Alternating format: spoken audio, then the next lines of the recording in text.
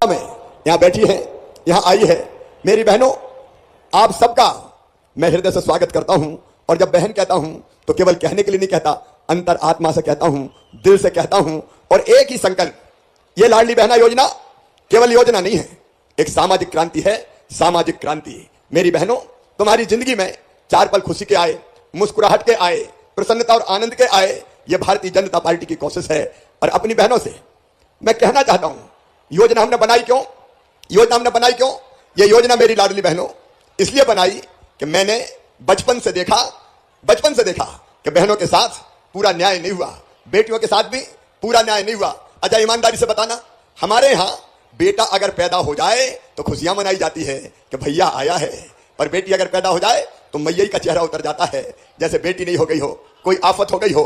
बेटे को प्यार और बेटी के साथ उतना दुलार नहीं, यह न्याय नहीं था मेरी बहनों। बचपन से मैं देखता था, बचपन से, हे भगवान, एक मां की कोख से बेटा भी जन्म लेता है और बेटी भी जन्म लेती है, फिर बेटी के साथ भेदभाव क्यों किया जाता है? हालत यह हो गई कि कई जगह मेरे भाइयों, बेटी आना अभिशाप बन गया, बोझ बन गई बेटी। यह कहा जाने लगा कि भैया बेटा जरूरी है। क्यों? अरे बोले, बेटा तो बुढ़ापे की लाठी का सहारा होता है, कुल का दीपक होता है। अब वो कुल का दीपक होगा या बुढ़ापे में लठ मारेगा, इसकी कोई गारंटी नहीं ले सकता। लेकिन बेटियों के बारे में मैं कह सकता हूं कि वो जब तक जिएंगी उनकी हर सांस अपने माता पिता के लिए चलेगी, अपने माँ बाप के लिए चलेगी। बेटा बेटी में इसके बाद भी भेद और अन्याय ऐसा होने लगा कि कई जगह बेटी अगर आ रही है तो आने ही मत दो। पता चल गया कि पेट में बेटी है तो कोख में ही मार दो। कोख को कत्ल खाना बना दिया कई लोगों ने, कोख को कत्ल खाना बना दिया। कई बेटियां पेट में मारी गई। हिंदुस्तान के बड़े हिस्से में यह पाप हुआ है, पाप। और जब मैं ये देखता था तो मेरी आत्मा रोती थी। मैं यही कहता था कि हे भगवान, यह अन्याय क्यों होता है? एक ही मां की कोख से बेटा भी पैदा होता है, बेटी भी पैदा होती है, लेकिन बेटी को आने से रोका जाता है। और तब मैं बचपन से यह कहता था कि बेटा बेटी बराबर मानो, बेटी को भी दुनिया में आने दो, बेटी है तो ही कल है, अगर बेटी नहीं बचाओगे तो बहू कहां से लाओगे? बेटी के बिना यह दुनिया नहीं चल सकती, नहीं चल सकती। बताओ, चल सकती है क्या दुनिया? अरे सब बोल के बताओ, चल सकती है क्या? बेटी के बिना दुनिया नहीं चल सकती। और इसलिए पहले मैंने बनाई, क्योंकि एक सभा में मैं भाषण दे रहा था, तब मैं एमएलए नहीं था, सांसद नहीं था, कुछ नहीं था, लेकिन मैं समझा रहा था कि बेटा बेटी को बराबर मानो, बेटी को आने दो। तो एक बूढ़ी अम्मा खड़ी हो गई, बोले बड़ी बात कर रहा है, बेटी को आने दो, बेटी को आने दो। बेटी अगर आ गई और बड़ी हो गई तो शादी में दहेज का इंतजाम क्या तू करेगा? बड़ी बात कर रहा है, बेटी को आने दो। तो मेरे दिमाग में यह बात आई कि भाषण देने से काम नहीं चलेगा। अगर बेटी को बाद में, अभी मैं अपनी बात करूं, बाद में सुनूंगा, अभी कोई नहीं बोलेगा, क्योंकि मैं दिल से बोल रहा हूं। मैं अंतरात्मा से यह योजना आपको समझाना चाहता हूं।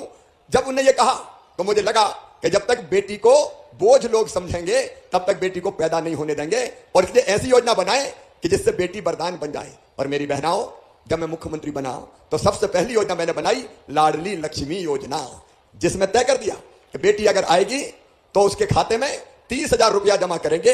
वो 5वीं पास करके 6वीं में जाएगी तो 2,000, 8वीं पार करके 9वीं में जाएगी तो 4,000, फिर 10वीं पास करके 11वीं में जाएगी तो 6,000, 11वीं में के बाद 12वीं में जाएगी तो 6,000, और 21 साल की होगी तो सीधे 1 लाख रुपया मिल जाएंगे। ये मैंने लाडली लक्ष्मी योजना बनाई। अब उसमें और परिवर्तन कर दिया कि बेटी कॉलेज में एडमिशन लेगी तो मामा 12,500 रुपया दिलवाएगा।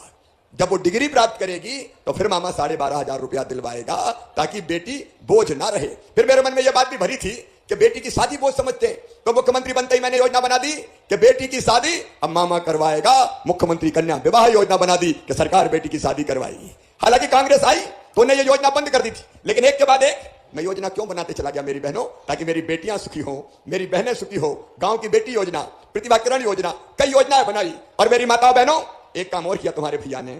मुझे लगा कि अगर बहनें चुनाव लड़के जीतेंगी तो उनकी ताकत बढ़ेगी। वो सरपंच बने, वो जनपद अध्यक्ष बने, वो जिला पंचायत की अध्यक्ष बने, वो पार्षद बने, बड़े पदों पे पहुंचेगी और सरकार चलाएगी तो उनकी इज्जत बढ़ेगी। बोलो सही बात है कि नहीं? अरे बोलो मेरी बहनों, सही बात है कि नहीं? तो एक बात और कह रहा हूं, ये जो चुनाव लड़ के बैठी ना, अब हमारी बहन जिला पंचायत की अध्यक्ष कई पदों पे बैठी है, ये कैसे बन पाई? अरे पहले चुनाव केवल भैया लड़ते थे, मैं चुनाव लड़ूंगा। श्रीमती जी क्या करेगी? बोले रोटी बनाएगी, और क्या करेगी? तो 50-50 आदमियों को खाना बनाए और साहब चुनाव लड़े। तो मैंने एक काम किया कि मध्य प्रदेश में अब जब भी पंचायत के, स्थानीय निकाय के, नगर पालिका के चुनाव होंगे तो आधी सीटों पे केवल बहनें खड़ी होगी, उन पे भैया खड़े नहीं हो सकते। आधी सीटें बहनों को रिजर्व कर दी, रिजर्व। और उसके बाद कई बहनें सरपंच बन के आ गई। बताओ आ गई कि नहीं आ गई? जनपद, सरपंच, पार्षद। पहले नहीं तो साहब लड़ने नहीं देते थे, घर बैठ मैं लड़ूंगा चुनाव, तू तो रोटी बना। जैसे रोटी बनाने के लिए पैदा हुई है बेचारी, ये मैं देखता था। और इतना ही नहीं किया, अभी हमारी पुलिस की बेटी खड़ी है यहाँ देखो, अभी अच्छी लग रही कि नहीं पुलिस की ड्रेस में? पहले थोड़ी बन पाती थी इतनी। मैंने तय किया कि 30% भर्ती बेटियों की करूंगा पुलिस में, 30% बेटियां आएंगी ताकि माताओं बहनों की सुरक्षा का भी ध्यान दे सके। तो मेरी बेटियां आज पुलिस की यूनिफॉर्म में यहां खड़ी है। यह सामाजिक क्रांति है जो मैं आपको समझा रहा हूं। यह ऐसे ही नहीं हुआ, दिल की दृढ़ इच्छा शक्ति थी कि बहन और बेटियों को भी आगे बढ़ाएंगे। लेकिन इसके बाद भी मेरा मन नहीं माना। मैं अपनी गरीब बहनों को देखता था, गरीब बहनें जिनके पास जमीन जायदाद नहीं है या 5 एकड़ से कम जमीन है। बताओ 1000 रुपया की भी जरूरत पड़ जाए, 1000 रुपया की जरूरत पड़ जाए तो परेशानी होती थी कि नहीं? बताओ, अगर मायके जाना है और साहब से पैसा मांगे पतिदेव से कि मुझे मायके जाना है, जरा 500 रुपया तो दे दो, तो डांट देते थे कहां से ले आऊं? जब देखो तब पैसे ही मांगती रहती है, नहीं है मेरे पास। 1000 रुपया के लिए परेशान, 500 रुपया के लिए परेशान। छोटी छोटी जरूरत पूरी नहीं होती। बेटे बेटी को कुछ दिलाना हो और वो कहे कि माँ मम्मी भाई जो भी कहे मुझे पैसा तो दे दो, तो माँ मजबूर हो जाती थी। और मेरे मन में एक बेचैनी थी। और यही विचार आ रहा था कि शिवराज कोई ऐसी योजना बना कि इन बहनों के हाथ में भी पैसे आ जाएं और ये भी अपने बच्चों की छोटी छोटी मांग पूरी कर सकें, ये भी अपने मायके इज्जत के साथ जा सकें। मेरी इन बहनों को कभी पैसे के लिए हाथ ना फैलाना पड़े। और मेरी बहनों, एक दिन मैं रात भर सोचता रहा, तो मैं सही घटना बता रहा हूं। मैं रात भर सोचता रहा कि क्या करना चाहिए शिवराज, क्या करना चाहिए शिवराज। रात भर सोचते सोचते सवेरे 4 बजे मेरे मन में यह विचार आया कि शिवराज एक काम कर रहे, 1000 रुपया महीना अगर अपनी बहनों को दे दे तो इनकी जिंदगी में सुधार हो जाएगा, परिवर्तन आ जाएगा। रात भर सोच कर मैंने योजना बनाई कि 1000 रुपया। देखो भैया तो मैं हूं कि नहीं? अरे बहनों बताओ तुम्हारा भैया हूं कि नहीं? मैं है तो जोर से बताओ पीछे तक, हूं कि नहीं? अच्छा हूं तो सगा हूं कि सौतेला हूं? सगा हूं कि सौतेला? सगा हूं। तो देखो भैया राखी बंधवाता है साल में एक बार, और जब राखी बंधवाता है तो पैसा देता है बहन को, देता कि नहीं देता? एक बार तो देता ही है, कम से कम साड़ी देगा, कपड़े देगा, पैसा देगा। तो मैं भी तो सगा भैया हूं, मुझे देना चाहिए कि नहीं देना चाहिए? अरे बोलो, अपन बात कर रहे हैं, देना चाहिए कि नहीं देना चाहिए? देना चाहिए। लेकिन मैंने कहा शिवराज, अरे एक बार देने में काम थोड़ी चलेगा। बताओ एक बार पैसा देने में काम चलता क्या? जोर से बोलो, चलता क्या? नहीं चलता। तो मैंने तय किया कि एक बार नहीं रे, हर महीना दे दे तू तो 1000 रुपया, तो मेरी बहनें भी सुखी हो जाएंगी, मेरी बहनें भी सुखी हो जाएंगी। और इसलिए ये योजना मैंने बनाई, लाडली बहना योजना, मुख्यमंत्री लाडली बहना योजना। मेरी बहनों, इस योजना में ये भैया तुम्हारा हर महीने 1000 रुपया तुम्हारे बैंक के खाते में डालेगा, बैंक के खाते में सीधे डालेगा। अब इसमें अच्छा बताओ कैसी योजना है? अरे बताओ तो, अच्छी है तो हाथ उठा के बताओ, अच्छी योजना है? अच्छी है। देखो भैया भी खुश हो रहे हैं कि चलो थोड़ा बहुत अपन भी ले लेंगे इनसे। मैं क्या जरूरत पड़ी के दे दो थोड़े से। अब इसमें कौन कौन पात्र है, कौन कौन आएंगे, अभी आवेदन भरे जा रहे हैं। देखो मेरी बहनों, मेरी ऐसी सब बहनें आएंगी जिनके परिवार की आमदनी साल भर में 2.5 लाख रुपया से कम हो। साल भर में 2.5 लाख मतलब 20,000 रुपया महीना से कम हो, वो सब बहनें इसमें आएंगी। समझ गए कि नहीं मेरी बात? तो किसान भाइयों, अभी आप लोगों ने देखा है मध्य प्रदेश के मुख्यमंत्री शिवराज सिंह चौहान जी का लाडली बहना योजना के अंतर्गत बड़ा कार्यक्रम था। तो उन्होंने मुख्यमंत्री लाडली बहना योजना बनाई है, उसके अंतर्गत 1000 रुपये आप लोगों को हर महीने देगी, यानी कि 12,000 रुपये सालाना आप लोग के खाते में आएंगे। ये काफ़ी अच्छी योजना है, इसके लिए फॉर्म भरे जाएंगे।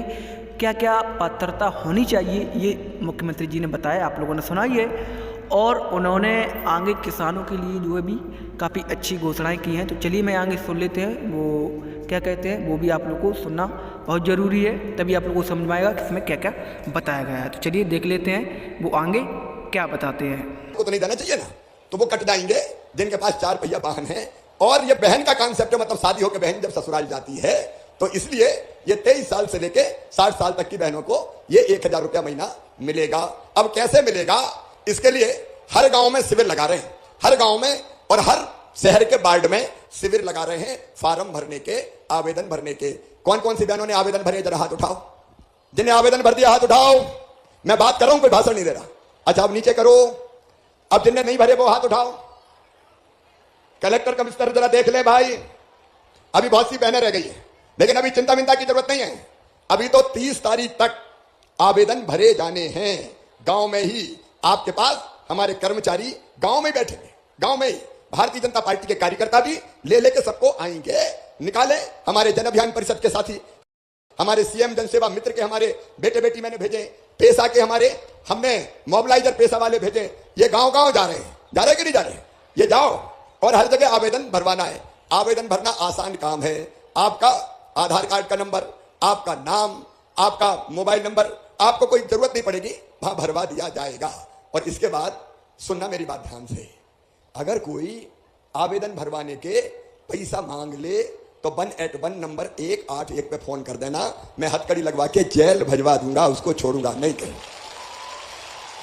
क्योंकि कुछ लोग इसी में कमाने की सोचने लगते हैं और इसलिए कोई को एक नया पैसा नहीं देना है। आवेदन निःशुल्क जमा होंगे। एक काम और, पैसा आपके खाते में आना चाहिए कि नहीं आना चाहिए? अरे बोलो, आपके खाते में आना चाहिए कि नहीं? आपके ही में आना चाहिए।